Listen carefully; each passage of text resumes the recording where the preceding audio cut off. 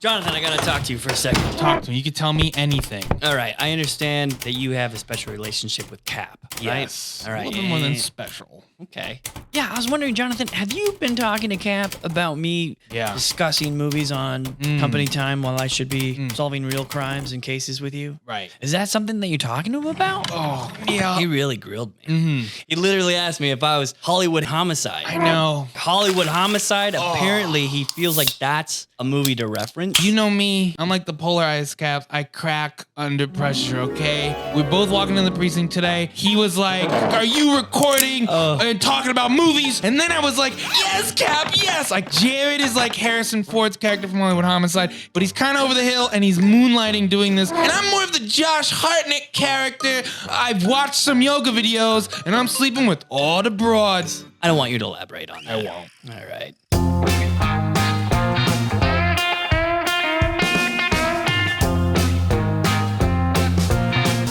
I didn't know any of this. Thanks. And I couldn't understand the reference, and so I dug down deep in the archive. The archives? Yeah. Was Deborah down there? No. And I found this. What? This is Hollywood Homicide's case file. Did you know that this movie came out in 2003? Yes, I did. And it had an alternative title? It was just called Two Cops. That's a horrible title.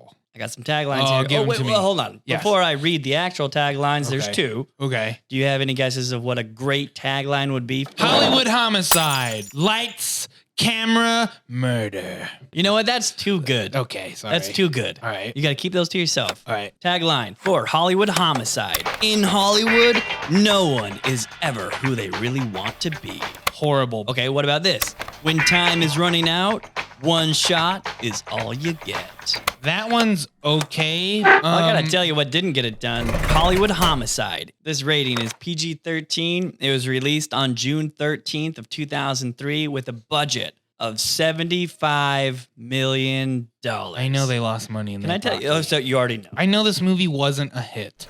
Worldwide box office, No. $51 million. Oh, God, that one hurt. So released at the exact same time was Rugrats Goes Wild. Well, the Rugrats Go to Paris was really good. Okay, you got Too Fast, Too Furious. What? Finding Nemo, Yeah, people like that. Dumb and Dumber That movie's When sick. Harry Met Lloyd. Not actually Jeff Daniels and Jim Carrey. That was those actors portraying those characters. Yep. Is that what they were It doing? was horrible. Okay. Out of those, it got number 6. Yeah, I know. You want to know how to save the movie? How do you say the movie? You make it rated R and you show more boobs. Well, should we get into that PG-13, right now then? This movie was supposed to be a drama. The movie would have worked as a serious movie. Now, does this name mean anything to you? Suge Knight, Interesting. Hip Hop Murders, Right. Biggie Smalls Murders, Whoa. and the Tupac Murders. Both of them? I guess they're How? supposed to be connected because they were warring factions Is of he the just- LA scene and also the New York scene, the Whoa. East versus the West Coast of the rap game. Whoa. Wait, so this... Suge Knight was right in the middle of it, and that's what this movie essentially was about. Get out of And then town. Suge Knight started. What does Captain usually do to me to try to get me Intimidate? to do? Yeah, that's it. Yes. Yeah. So you're telling And then me... during production, Suge Knight came in and intimidated the producers, and then they What? decided to make this a comedy. How much pull does this Suge Knight guy have? No, it's not that. I think it's just they're afraid for their life. You know why that makes me angry? There was talks when they were making The Godfather, and the mob was like, Francis, you be careful with that one. Francis Ford Coppola, Right, the director. Okay. And he still made it, and it was tasteful and beautiful, and even the mob loved it. Whatever. Maybe he's a scary guy. Let's talk about the Patsies. Harrison Ford. Let's talk about him. Yes. I like to think of him as Hollywood's aloof uncle. What? How are you saying he's Luke Uncle? If anything, he's like the cool uncle. Everybody wants him around, and he's like, Yes. well, I'll think about it if the price is right. What's in it for me? He has a real sexy indifference. Yeah. Well, somebody once told me Yeah. people want what they can't have. Wait a minute. But why is he Hold doing on a that? second. That just Interesting. blew my mind that you said that. Do you remember the line that Tommy Lee Jones said to Harrison Ford when they were in the tunnel on that dam? He said, I didn't kill my wife. And, Yes, I say it to myself every night before I go to bed. and Tommy Lee Jones looks him dead in the eyes and says, baby. I don't care. And I think after that movie became Harrison Ford's mantra. In fact, about this movie, Harrison Ford is quoted in saying, I think this is the worst movie I've ever done in my career. Okay. And I only did it for the money. What? right, Hollywood Homicide. Right before that, Harrison Ford made K-19, The Widowmaker. It was directed by the future Academy Award-winning director Catherine Bigelow. She was also married to James Cameron. Probably not married anymore. And guess what? She won an Academy Award for The Hurt Locker. At the same time, James Cameron was competing for the Oscar with Avatar. I don't even think they showed Catherine Bigelow's face when she won the Academy Award. Like when they announced her, they just quickly rack focused to what James Cameron's face was reacting to. Be honest with me. Yeah. Like if I met Catherine Bigelow and she wanted to put the Oscar, I would let her. Okay. The whole point of me telling you that was, K-19, The Widowmaker, not memorable. I don't even know what that is. Okay. And then, of course, he made Hollywood Homicide. And right after that, he did Firewall in 2006. Are you familiar with that? Horrible. Yeah, I had to look up. Wait, Firewall, that's starring not Matt Damon, the other guy. Paul Bettany? What? No. Ben Affleck? Yes. No. Oh. No, it was actually Paul Bettany because I had to look it up because I was not familiar with this movie that came out in 2006. After that, Harrison Ford quickly signed on to play Indiana Jones again in the Kingdom of the Crystal Skull. Which you hated. Because that's when he started selling out with franchise movies. He did Ender's Game in 2013, Anchorman 2, Star Wars, Force Awakens, which he got 0.5% of the gross net of the movie. And that's why he does the movie, so his great grandkids don't have to lift a finger. Pop quiz, hotshot. How much do you think Harrison Ford's net worth is to this day?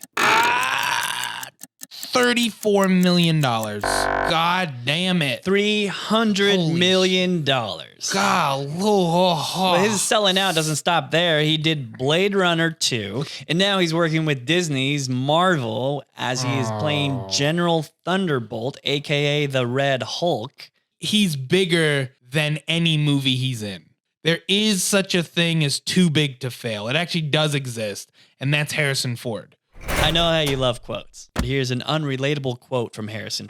The loss of anonymity is something that nobody can prepare you for. When it happened, I recognized that I had lost one of the most valuable things in life.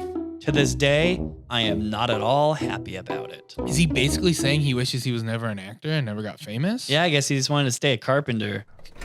All right, let's talk about Josh Hartnett's Hollywood's prodigal son. Oh my God. He turned down the opportunity to play both Superman and Batman. Damn. That would be really funny if Josh Hartnett decided to play both Superman and Batman. That's the only way he will agree to play that. Jeez. And they don't recognize each other, that they have the same face. And then actually they're twins because both their moms' names are Martha. It makes perfect sense because think about it. When Superman is Clark Kent, he's wearing glasses. Yes. Different guy. Right. Bruce Wayne is Batman, he's wearing a mask. So there you go. Well, let me ask you this, though. Clark Kent takes off his glasses. Does he immediately look like Bruce Wayne? Because then people are going to get confused. No, because he slicks back his hair. Bruce Wayne. Ah. They're in the same both room seen together. At the same place. Yeah. Well, that logic still applies to me then. Because it's like the fact that you've never seen me in a room with Halle Berry. You know who else I haven't seen you in the same room with? Yeah. The Panty Face Killer. Yep. And I'm about to throw a filing cabinet at you. Let me just reach into this filing cabinet real quick. All right. So for him, Hollywood Homicide came out between 40 Days and 40 Nights. I didn't know what that movie was about, so I had to look it up. It's about a young man's vow to stay celibate for 40 days of Lent.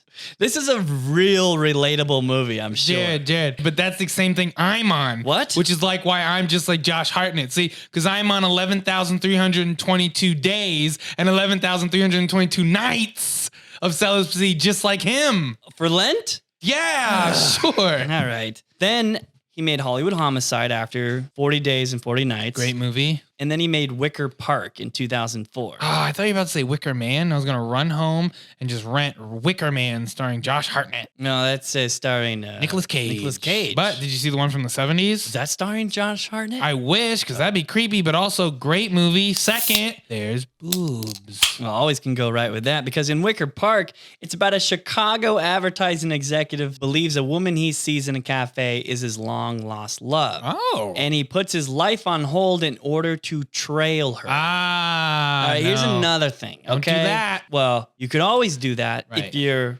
Josh Hartnett, Right. who has to literally take a vow of celibacy. Yes, like me. No, I don't think you really have to take a vow. 11,322 There's also this thing called demand and supply. Mm-hmm. You got a lot of supply, you don't got any demand. Now, here's an inspirational quote from Hartnett. I think this is the reason why he's popular with the ladies. Check this out. He says, be honest with yourself and lie to everyone else. Oh my God. I think you just changed my life. Did. Jesus, that sounds so sexy. I mean, there's other people in this movie. When was too. the first time you experienced Josh Hartnett? The Faculty. Yeah, and he's the only one who can make that pumpkin pie haircut look interesting so on somebody. Good, dude. I'd eat that pumpkin pie. Here's the thing. I was a Josh Hartnett sentient when I was taken to Pearl Harbor. Yeah, that's why I call him Hollywood's prodigal son. God. He basically said no to all the mainstream movies. Well, with all the that's coming out with what Gibson's saying and the Sound of Freedom and all this weird ass cult in Hollywood, maybe Josh Hartnett got wise. He was like, leave me the out of it. You know who's always been trying to tell us that? Who? Corey Feldman. Nobody's gonna believe him. He's a little Hollywood siren, that guy. You know. Have you ever heard of any of his music? No. Here, let me play you some right now. God. If he was a siren, I'd row my boat in the opposite direction. All right, I'll turn that off. Okay, informant notes. I'm reading here that this may be the most exciting film ever made about real estate. Do you find that true? Yes or no? Yes. Next question. The roles of Gavilan and Calden were originally given to John Travolta and Joseph Gordon-Levitt. I would watch that movie as well, and I know you have a special spot in your heart for JGL. I do. But during that time... But also PWB. During that time in 2003, JGL wasn't really JGL yet. Mm-hmm. In fact, he was in a movie that I looked up during my personal time. Find it real quick, sorry. It's in a different file. There we go. Latter Days. When you said the title, Latter Days, I thought it was about a firefighter. Yeah. No, this is about gay Mormons. And Joseph Gordon-Levitt played Elder Paul, and Rob McElhenney played Elder Harmon. Oh, look at that. It's Mac from It's Always Sunny in Philadelphia. Which, can I be honest with you? I don't like how fit he is in this new season. Well, because it's like, you know why he is. Why? Because Ryan Reynolds likes his guys tight. Really? They own a soccer club together in Europe. Oh, he also owns that? No, in Canada. I think it's in Europe. Oh, really? Yeah. Wait, Canada's not in Europe? No. Here we go. Yeah. I wonder what John Travolta was doing around 2003. So instead of playing in Hollywood Homicide, let's look him up, because he was in his resurgence, The Punisher and Be Cool. Nobody liked Be Cool. A lot of people say now that Swordfish. He just did Swordfish in 2001. Maybe John Travolta didn't want to do the movie. Or wanted too much money. Maybe for just the price of John Travolta, you can get Harrison Ford and Josh Hartnett. I highly doubt that. All right. Oh, Harrison Ford and Josh Hartnett apparently did not get along during production. No. And even to promote this movie. Things apparently got so tense that the two wouldn't even look at each other in the eye when they're sharing scenes together. Why? Also, the other thing that broke Josh Hartnett's heart, Harrison Ford said, cut your hair.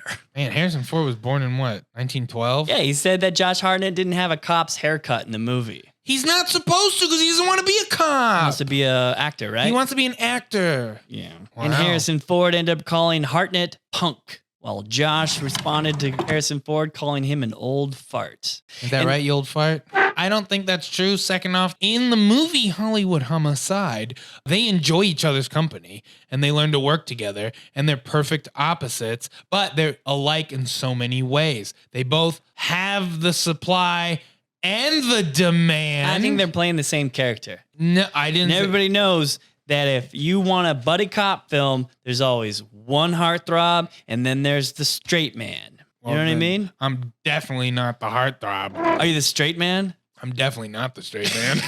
So Hartnett later said in a recent interview, as of June of this year, of 2023, that listen, guys, drama sold newspapers, especially back then. There were things that we disagreed about on set, mainly about the script. And he says that there was a lot of rewriting happening. I believe that.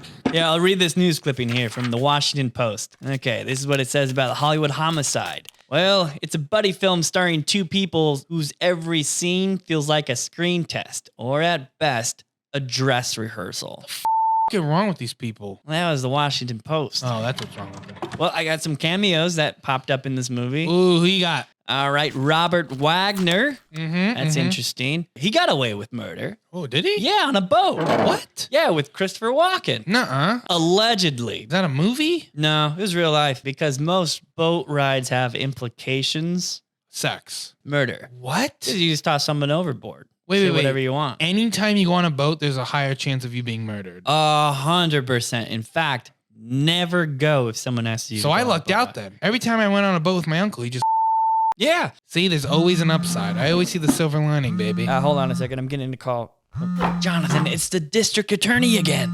What does he want? Ugh. Oh, crap. I got to take this. Hello? Oh my God, Robert Wagner? Robert Wagner? I'm sending you a fax right now. I need you to read it word for word. No skimming, no summarizing. Yeah, absolutely, sir. I see it. It's printing out right now. I'll go ahead and read this right away. And never speak about this again. Yes. Idiots, give me the death. I swear to God. Los Angeles County Sheriff's Department has cleared Robert Wagner in its investigation in the death of his late wife, Natalie Wood. When you say things like that, it makes me want to fight you. Yeah. When did this happen? Like in the 80s? I think so. No. Something was going on. Money changing hands? I don't know, but something happened. Maybe she was divorcing. Maybe she had a dirty secret she was going to tell. Maybe something was going on. More cameos had Frank Sinatra Jr. Does anybody recognize that guy? I don't know. You're Martin Landau? Ugh. Gladys Knight? Oh, related to Suge Knight? Doubt it. Gotta look that up. No. Yeah, I knew it. All right. Master P. Oh, okay. Lou Diamond Phillips. Hey, who don't like Lou Diamond Phillips? Wow, and apparently in this movie, he played Wanda, the cop in Drag. Yeah, and it fools me every time. I have to pause it. Oh, Dr. Dre also played in this movie, but he dropped the doctor. And he was just Dre.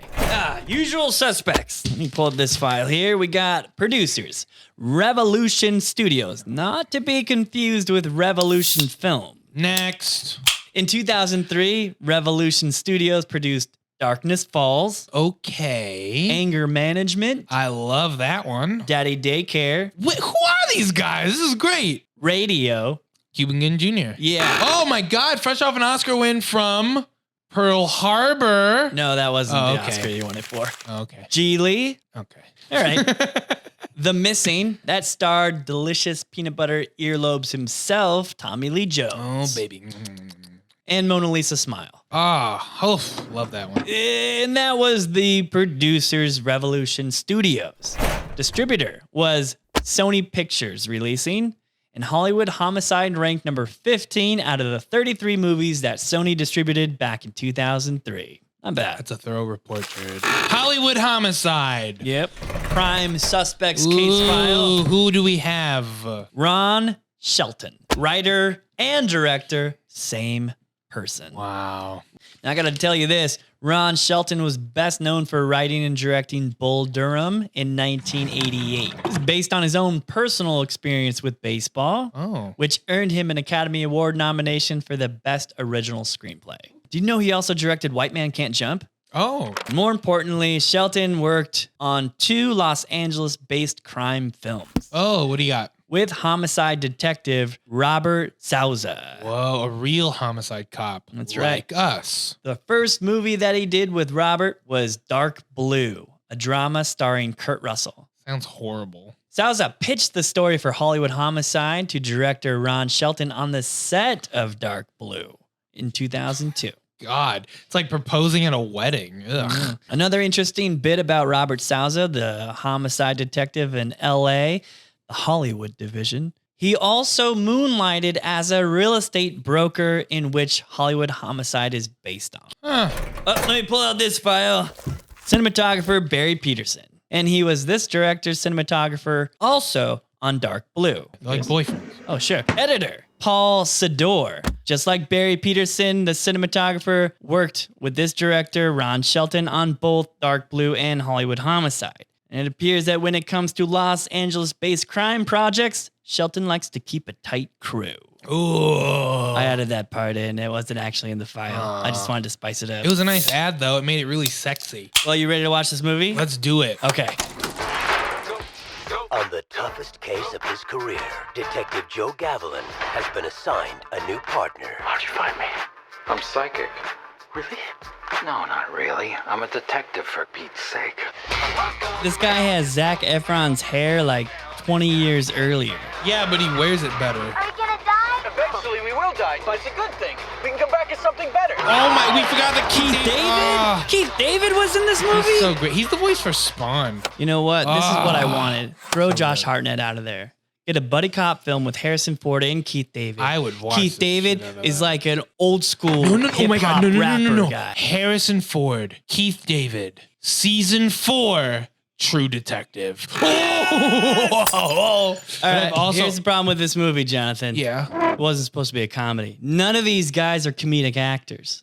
Harrison Ford can be charming. He's too grumpy. Josh Hartnett isn't charming to you? No. He's great in this movie because he portrays like being lost and confused, but still wanting to do a good job in whatever he's doing so perfectly. I don't know. I agree with Harrison Ford. He did need a haircut. He had Justin Bieber's hair on a grown man. You ooze jealousy whenever these attractive men come on our desk, and it's so just unappealing. You're right. I'm sorry. I should know. You can just admit that he's good looking. What is your opinion that this movie should be released for public view? Because I have a lot of reasons why this movie should be redacted. What? Yeah, starting with the quote from Harrison Ford saying this is the worst movie that he's ever been in. Okay, stop getting influenced by Harrison Ford, Gerard. And I'll tell you what. What was your opinion of the Harrison film? Ford has also been in Extraordinary Measures with Brendan Fraser. Never heard of it. Brendan Fraser's great. He'd rather be in The Age of Adeline, Morning Glory. You know what, Jared? He'd rather be in Random Hearts. Okay, Hollywood Homicide is really good because the characters are so developed. It's like you're just following them so perfectly in their day-to-day lives trying to solve this crime. It's so great. He keeps giving people the wrong card. He's like, "Ooh, detective, you trying to sell me some real estate?" Oh, sorry. And all the bits are so funny and everything comes together so nicely. What was funny about it? When Harrison Ford stole a girl's bike and rode off on it? Hilarious. How great is it? Harrison Ford goes to the club to solve the crime. But while he's there, he's talking to the club owner. He wants to find a mansion in LA. Yeah. So then Harrison Ford's like, whoa, not only am I investigating what happened at your club, I also do a little bit of real estate on the side. Here's my card. That leads him to a bigwig old Hollywood producer, which Josh Hartnett is interested in and leaves in the script. This stuff's so great. And Andre 3000's in the movie. All right, well, what is he up to nowadays? I don't know. I'm assuming he just makes movies. I heard he lost his mind. First off, getting social anxiety doesn't mean you lost your mind, Jared. Second off, it doesn't make you feel a little bit better about yourself. When you hear a man like Andre 3000 say he gets social anxiety, these people that we hold in high regard that are talented, they also have normal human problems. You hear that, regular people? Hollywood does bleed. I agree. Hollywood If Homicide's you put great. yourself out there, especially something that you created in an artistic sense, you feel very vulnerable because Yes. you're just open immediately to people critiquing your work, like Hollywood Homicide. Great And then they just trash it. Whatever. Speaking of which, Ron Shelton has not made a movie in a very long time. What's wrong? Did he just retire off the money of his good one? You know what? I think he's selling real estate in Hollywood. I can't believe you don't like Hollywood Homicide. All right, well, let's get right into deductions then. I'm going to pull this out. You had to give a key to the city regarding their performance to any one of these actors. Who would you say gave it the role? Lou Diamond Phillips. Phillips. Lou Diamond, That's baby. exactly what I was going to talk to you about. Middle of masturbating, I realized that's Lou Diamond Phillips. How embarrassing. Right. I then masturbated 8 more times. Worst actor of the movie. I think we should give a dual award for this. I'm gonna go ahead. You know what? We're just going to move right past Oh, that. okay. Because I think we both know who it is, who they are. You know what? I don't even want to get into the red herring. The worst scene of the movie. You son of Let's a just bitch. say the whole thing. Hang on, this filing cabinet feels just Wait, no, hold on. Okay.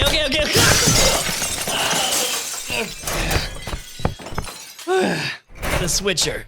Oh gosh, come on. Rutger Hauer. Harrison Ford has to step aside. Now, we already had it. It's Harrison Ford and Keith David. Rutger Hauer plays the main villain as the #1 rap star in blackface. I think you just nailed it. But unfortunately, today's society standards won't let it happen. What would you steal from the evidence room? Josh Hartnett's sex appeal. You didn't get any enjoyment out of this film? No. Redact it. But I'll tell you My what, God. maybe I'd keep it out there just because I know it really sticks in Harrison's craw. So you're saying you're going to allow this movie to go forth into the world because of how much it bothers Harrison Ford. Yeah. Would you want to release this movie? I'm about to start up the projector again and watch it. All right, I'm walking out. I'm getting out of here. Nope, door's locked.